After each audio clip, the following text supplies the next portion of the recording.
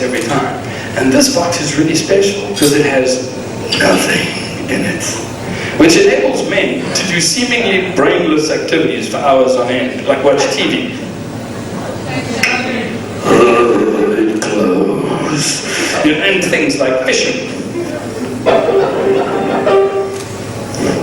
And women will come along there and see this man in a vegetative state and go, "What you thinking about?" And he'll go, "Nothing." "Well, you gotta be thinking about something." "No, I was thinking about nothing. In fact, I was on a roll until you came along." "Go away." And they don't get this. But the other thing they don't get is men are not psychic. If you want a man to do something, tell him. Like, that could be working. That could be working. Some people are more hard of hearing than others, and the discernment has to be made between telling them more than once and their part, selective hearing. However, I think it would be really, really interesting to educate women in this way, because you'll have circumstances where something has to be done. The problem is that the women don't communicate that effectively. Because you'll be somewhere with your guys like, just chilling out, having a beer, and relaxing. All of a sudden you get like, your phone rings and, "Hello, when are you coming home?" We're on our way. Coming home? Before the end of the world, babes. I'm just finishing my beer.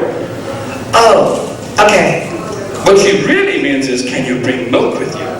But she doesn't tell you that, which is really, really unfortunate, because men are not psychic. So now here's the really interesting thing.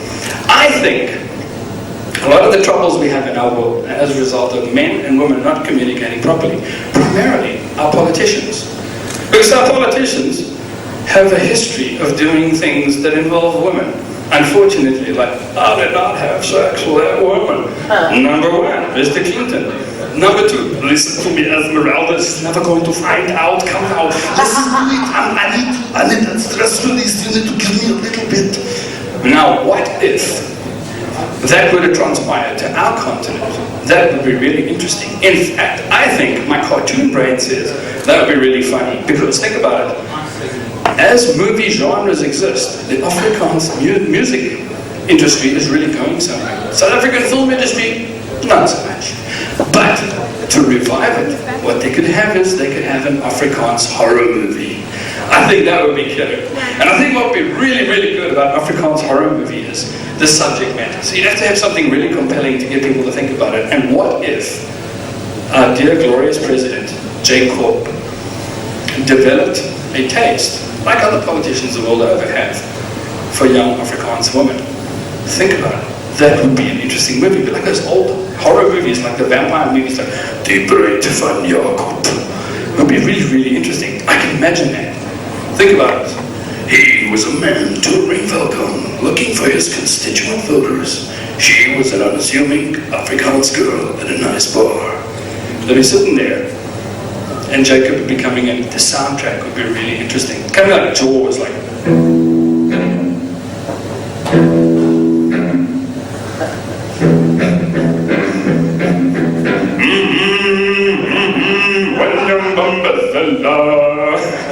And suddenly everybody would flee the bar. But what would happen is this lady would be like farsighted. She didn't see very much. So she'd be like, "Wie zijn uitgekomen? Dat is een interessante aftershave." And she'd be sitting there sort of all unassuming until Jacob spots his prey.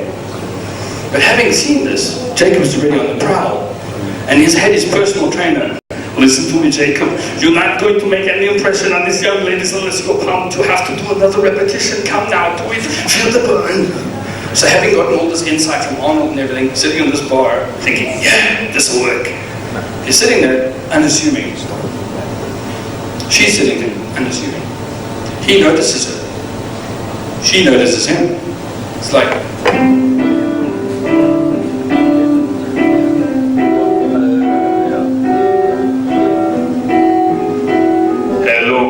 "Jacob, I need you in the worst way." Oh, sorry, that was Arnold. "Listen to me. You need to come." "No, leave him alone, Arnold." Okay, so Jacob says to this chick, "Hello, my name is Jacob. I would like to take you